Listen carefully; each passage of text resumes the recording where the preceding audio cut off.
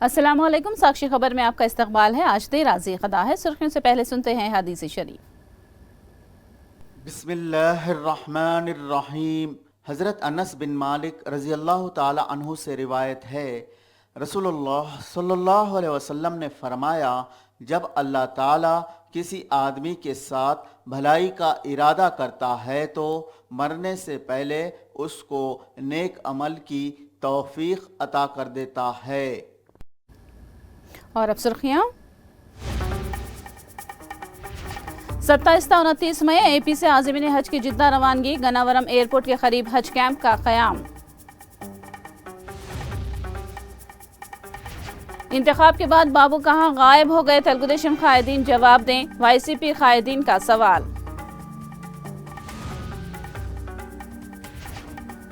दोनों तेलुगु रियासतों में बेहतर ताल्लुकात बाहमी तरक्की के लिए जरूरी, रेवंत रेड्डी का बयान। दिल्ली और पंजाब में आम आदमी पार्टी को कामयाबी हासिल होगी। अगली हुकूमत इंडिया इत्तेहाद की होगी। आप लीडर संजय सिंह का इंटरव्यू।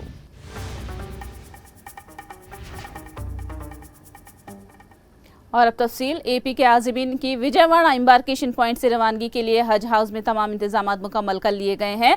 हज कमेटी की जानिब से 27-29 मई आज़मीन की हज को रवानगी अमल में आएगी। एपी के आज़मीन रास्त जद्दा रवाना होंगे। गन्नावरम एयरपोर्ट के पास केसरापल्ली में ईदगाह के करीब हज कैंप कायम किया गया है।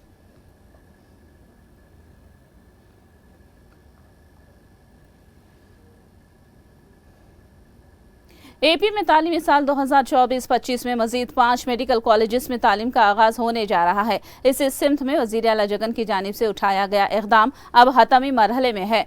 पाडेरू, पुलिविंदला, अदुनी, मार्कापुरम और मदनपल्ले में नए मेडिकल कॉलेजेस शुरू किए जा रहे हैं। हर एक कॉलेज में 150 मेडिकल की नशिस्तें होंगी। इसी तरह रवा साल से रियासत की मेडिकल नशिस्तों में 750 नशिस्तों का इजाफा होगा। इन कॉलेजों में तालीम के आगाज़ के लिए कौमी तिब्बी तालीम कमीशन जल्द ही इन 5 कॉलेजों का दौरा करके जायजा लेगा और जल्द ही दरकार मंजूरियां फराहम करने का इम्कान है।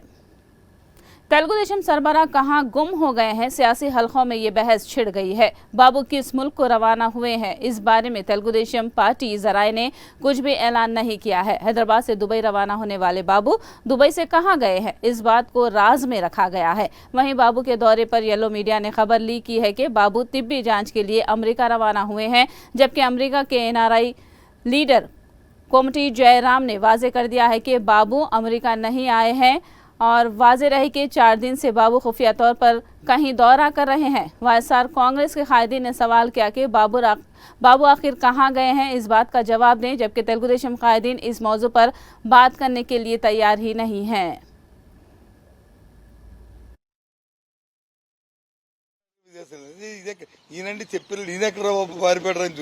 చంద్రబాబు నాయుడు చెప్పాలి చేయకండి ఎవరు చెప్పాలి మరి అది వచ్చి కొన్ని పత్రికలు రాదు. ఎక్కడికి వెళ్ళాడు బాబు అని చూస్తే ఆయన వచ్చి అక్కడికి ఏ దేశం వెళ్ళాడో కూడా తెలియదు.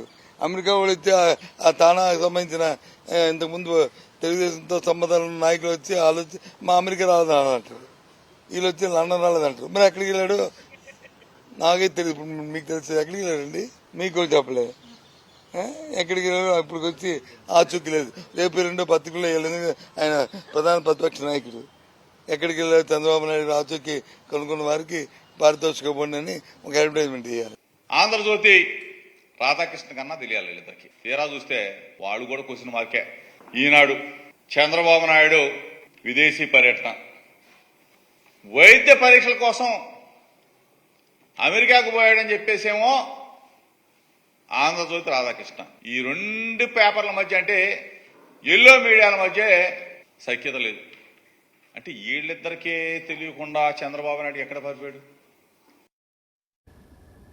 पलनाडु जिले के तोमराकोटा में 3 पोलिंग बूथों में ईवीएम को नुकसान पहुंचाने की पादाश में तेलुगुदेशम कायदीन को कोर्ट ने रिमांड में भेज दिया है। 4 तेलुगुदेशम कारकुनों को कोर्ट ने 14 दिन की तहवील में भेज दिया है। इस मामले में 50 अफराद पर मुकदमा दर्ज किया गया है, जिसमें से बहुत से मुलजिमीन फरार बताए गए हैं।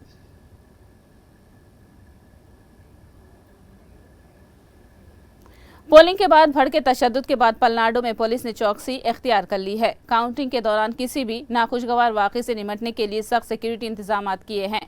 अमन ज़ब्त की सूरत हाल को बरकरार रखने के लिए गैर समाजी अनासिर से निमटने के तरीक़ों के साथ नरसरावपेट में मॉक ड्रिल अंजाम दी गई। गड़बड़ के वक्त भीड़ भाड़ इलाके वाले इलाकों में आवाम को कंट्रोल करने वाले वार्निंग जारी करना, अगर वार्निंग न सुनी जाए तो आंसू गैस का इस्तेमाल जैसी मशक़ें की गई है। కౌంటింగ్ రోజు కానీ తర్వాత కానీ ఈ ఫర్దర్గా వచ్చేట ఒక 2-3 వారాల్లో మళ్ళీ ఇటువంటి అల్లర్లు కానీ గొడవలు కానీ జరగకుండా ఉండాలని, ఒకవేళ అటువంటి సంఘటనలు జరిగితే పోలీసు వారి యాక్షన్ ఎలాగుంటుంది అని తెలియచేయటానికి ప్రతి పట్టణంలో కూడా ఈ సంఘటన జరిగినప్పుడు పోలీసు వారు ఎలాగ యాక్షన్ తీసుకుంటారన్న ఆ టీమ్స్ ఏవైతే ఉన్నాయో అటువంటి ర్యాపిడ్ యాక్షన్ టీమ్స్ ప్రతి పట్టణంలో కూడా ఉన్నాయి. ఏ పట్టణంలోని ఎటువంటి సంఘటన జరిగినా ఇమీడియట్గా రష్ అయ్యి వారి అల్లరి మోకల్ని కఠినంగా అణచివేసే కార్యక్రమంలో భాగంగా ఈ డ్రిల్ నిర్వహించాము. चलती रेल में शराब पीकर मुसाफिरों पर हमला करने का वाकया काकीनाडा में लोकमान्य तिलक एक्सप्रेस में पेश आया। एक शख्स ने नशे की हालत में बियर की बोतल से खातून और 2 अफराद पर हमला करके जख्मी कर दिया। रेलवे पुलिस ने हमलावर को गिरफ्तार कर लिया है। వచ్చాడు వ్యక్తి వచ్చి కూర్చున్నాడు పక్కన. మామూలుగా స్టార్ట్ పైన అనుకుందా అంతే, ఉన్నట్టుండి ఎలా తీసిలో తెలియదు. బిగ్ బోర్డు తీసి మొత్తం అందరిని కొడిసి మమ్మల్ని కొట్టేపోతే దూకేసి వెంటనే వెనకాల తీసి ఎలా చేస్తే పోలీస్ కంప్లైంట్ ఇచ్చారండి. ఒకరిని కొడిస్తాడు. నేను గంజాయి అనుకుంటే గంజాయి తాగిసి ఉన్నట్టు ఉన్నాడు. तेलंगाना के वज़ीर आला की हैसियत से एपी वज़ीर आला के साथ बेहतर ताल्लुकात बरकरार रहेंगे। वज़ीर आला रेवंत रेड्डी ने इन ख्यालात का इजहार किया है। उन्होंने तिरुपति मंदिर में दर्शन के बाद मीडिया से बात करते हुए रेवंत रेड्डी ने कहा कि एपी के वज़ीर आला के साथ मिलकर बाहमी मसाइल को हल करने की कोशिश की जाएगी। उन्होंने दोनों तेलुगु रियासतों की तरक्की के लिए बाहमी ताउन पर जोर दिया।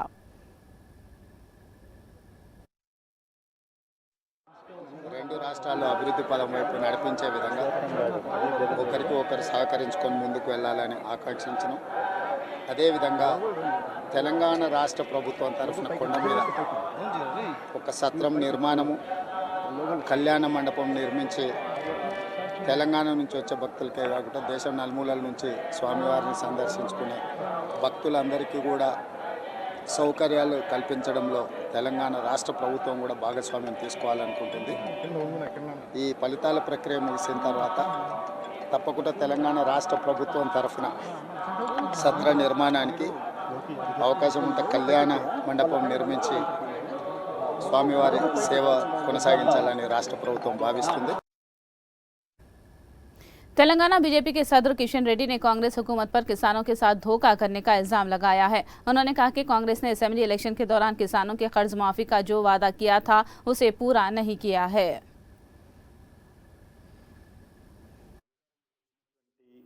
కాంగ్రెస్ పార్టీ మరొకసారి తెలంగాణ రైతులను మోసం చేస్తూ ఉంది.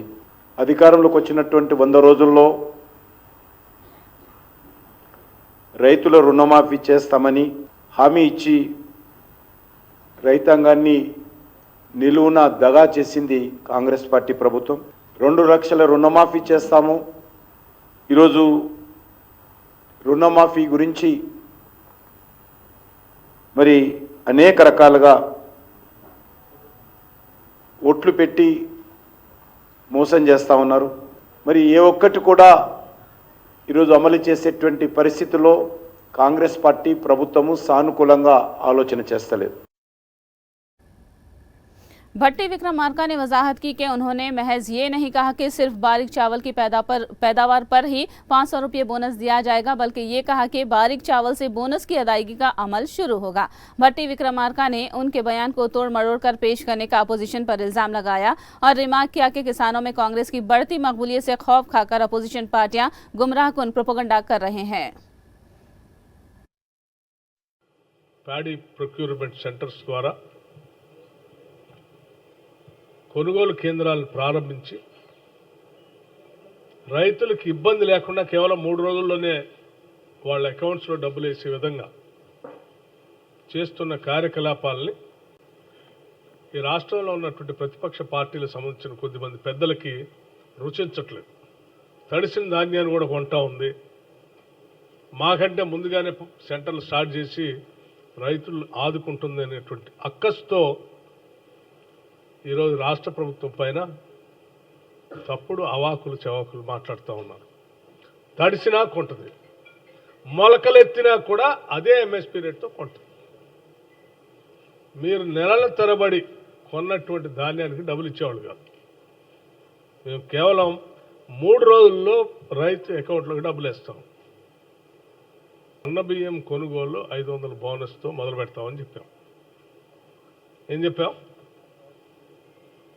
సన్న ఒడ్లు ధాన్యం పండించేటువంటి వాళ్ళని 500 బోనస్తో మొదలు పెడతామని చెప్పాం. సన్న బియ్యానికే 500 ఇస్తున్నారు అని చెప్తా ఉన్నారు.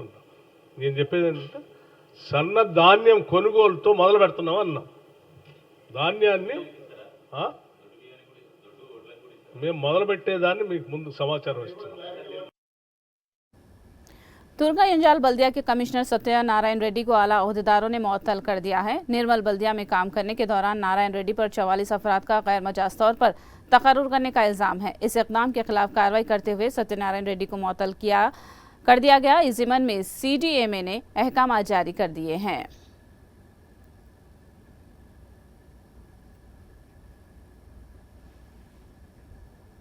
फिलहाल रुकेंगे एक ब्रेक के लिए। ब्रेक के बाद भी खबरों का सिलसिला जारी रहेगा।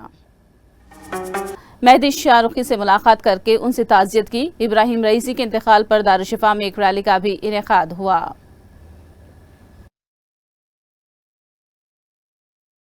एक मजलिसी वफ़ ईरान कौंसलेट वाक़े बंजारा हिल्स को पहुंचकर जो कल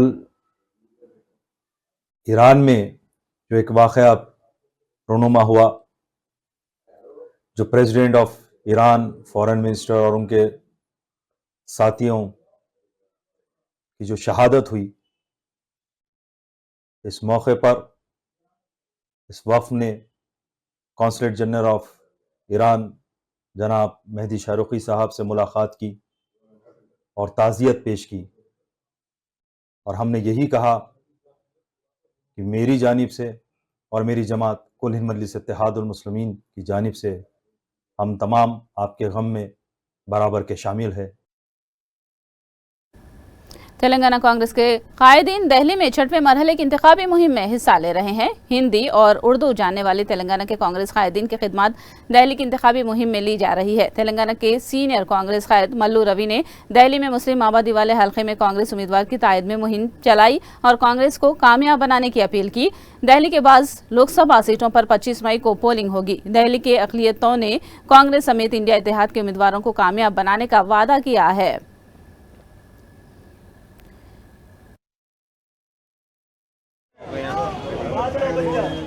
जो भी इंसान हमारे दुबई साहब का ही है, ये तो ऑर्डर होगा ऐसे चलेगी पब्लिक के साथ। माशाल्लाह व्यवहार और हर बात में बहुत अच्छे हैं, पब्लिक का बहुत साथ देते हैं।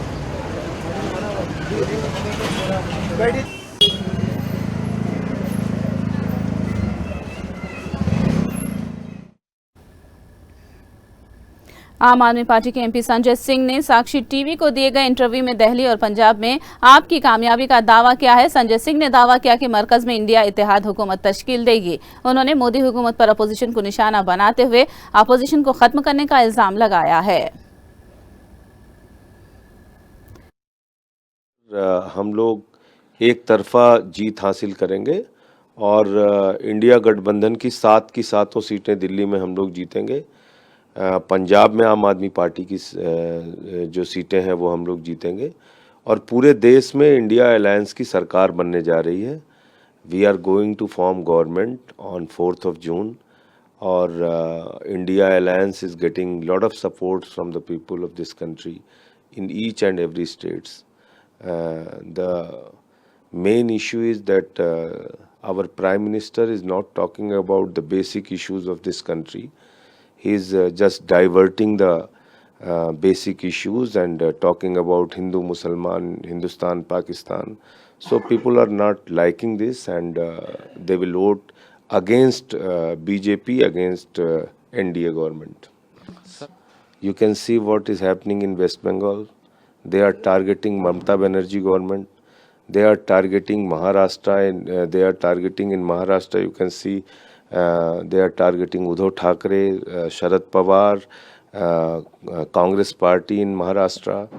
In Delhi, our health minister is in jail, our education minister is in jail, our chief minister was in jail.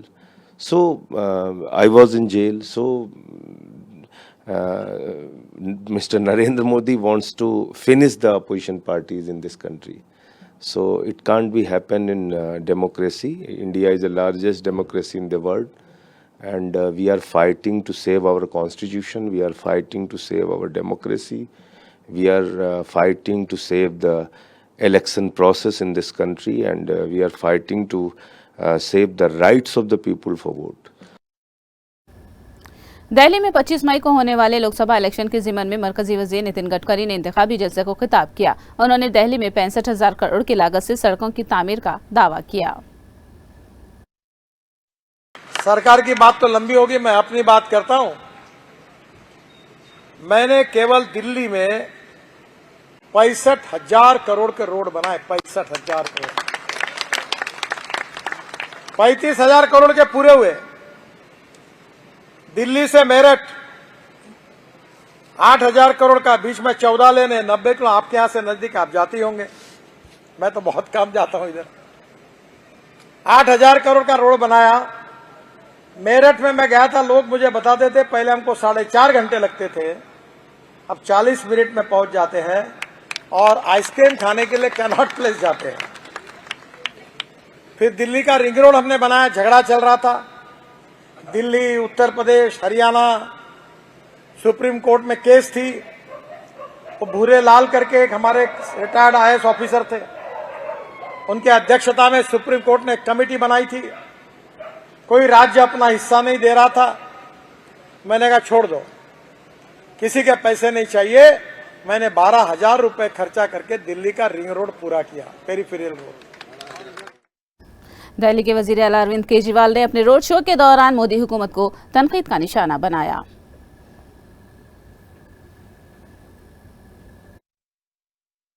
अगर आपने कमल का बटन दबा दिया तो मेरे को जेल जाना पड़ेगा, और यहां से आप लोग हाथ का बटन दबा दोगे, पंजे का दबा दोगे, तो मेरे को जेल नहीं जाना पड़ेगा।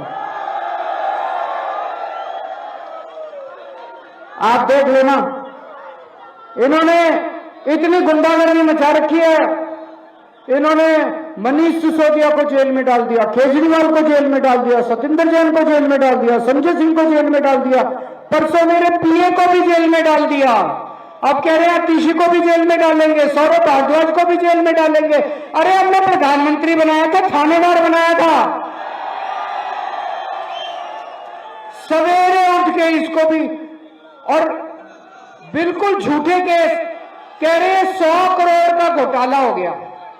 अरे तुमने इतनी रेड मार ली, 500 से ज्यादा रेड मार ली, चवन्नी नहीं मिली कहीं पे। कहां गए 100 करोड़? हवा में उड़ गए। कहां गए 100 करोड़? झूठे केस बना बना के, झूठे केस बना बना के। अरे प्रधानमंत्री हो यार, जनता इतनी त्रस्त हो रही है, इतनी महंगाई हो गई, कोई पेट्रोल के दाम कम कर दो, डीजल के दाम कम कर दो, दूध के दाम कम कर दो, तब तो बड़प्पन है। कांग्रेस कायद राहुल गांधी ने उड़ीसा के महेंद्रगढ़ में इंतखाबी जलसे से खिताब करते हुए मोदी हुकूमत पर तनकीद की। उन्होंने मरकज में इंडिया इत्तेहाद की तश्कील के बाद अग्निवीर स्कीम को खत्म करने का वादा किया और किसानों के मफाद में इक़दाम करने का ऐलान किया। हिंदुस्तान की सरकार सबकी रक्षा करेगी, पेंशन सबके परिवारों को मिलेगी, शहीद का दर्जा सबको मिलेगा। तो पहली बात आपसे कहना चाहता हूं, अग्निवीर योजना को हम फाड़ फूड़ के कूड़ेदान में डालने जा रहे हैं। दूसरी बात, मैंने जय जवान की बात की, अब मैं जय किसान की बात करना चाहता हूं। जो काम जवान बॉर्डर पे करता है, जो देश की रक्षा जवान बॉर्डर पे करता है, वो हरियाणा का किसान हिंदुस्तान के खेतों में करता है।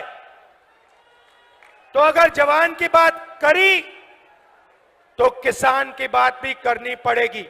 नरेंद्र मोदी जी ने जो आपका था वो छीना। 3 काले कानून लाए, हम जमीन अधिग्रहण बिल लाए थे आपके लिए, आपकी जमीन की रक्षा करने के लिए। ओडिशा की भी बाज लोकसभा सीटों पर 25 मई को इलेक्शन का इनेकाद हो रहा है। ओडिशा के धनकनल में इंतखाबी जलसे से अमित शाह ने खिताब किया और ओडिशा की बीजू जनता दल हुकूमत को तनकीद का निशाना बनाया।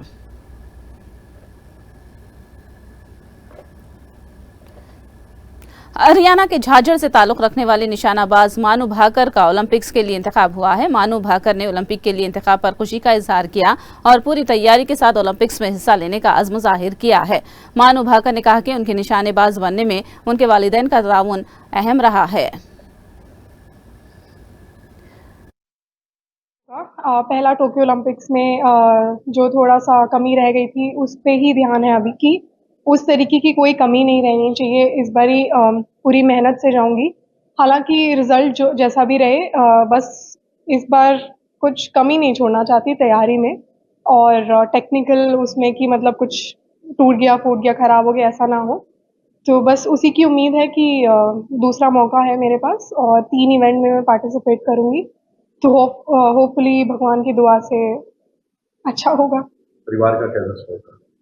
परिवार का सपोर्ट मेरे ख्याल से किसी के लिए भी बहुत ज़्यादा मायने रखता है। उसका करियर के लिए तो बहुत ज़्यादा इम्पोर्टेंट होता है कि कहाँ तक एक माँ बाप अपने बच्चे को सपोर्ट कर सकते हैं। माँ बाप और भाई बहन, इनका सपोर्ट सबसे ज़्यादा इम्पोर्टेंट होता है। आपको यही मेंटली भी स्ट्रांग बनाते हैं, मानसिक रूप से भी आपको बहुत क्षमता मिलती है, बहुत स्ट्रांग होते हो आप कि ठीक है, अगर कुछ भी गलत होता है तो मेरे माँ बाप खड़े हैं मेरे साथ, मेरे भाई बहन हैं मेरे साथ। तो मेरे मम्मी पापा का सपोर्ट हमेशा मेरे साथ रहा है। आखिर में सुर्खियां एक बार फिर। 27 से 29 में एपी से आज़मीन हज की जद्दा रवानगी, गनावरम एयरपोर्ट के करीब हज कैंप का क़याम। इंतखाब के बाद बाबू कहां गायब हो गए, तेलुगु देशम कायदीन जवाब दें, वाईसीपी कायदीन का सवाल। दोनों तेलुगु रियासतों में बेहतर ताल्लुकात बाहमी तरक्की के लिए जरूरी, रेवंत रेड्डी का बयान। दिल्ली और पंजाब में आम आदमी पार्टी को कामयाबी हासिल होगी, अगली हुकूमत इंडिया इत्तेहाद की होगी, आप लीडर संजय सिंह का इंटरव्यू।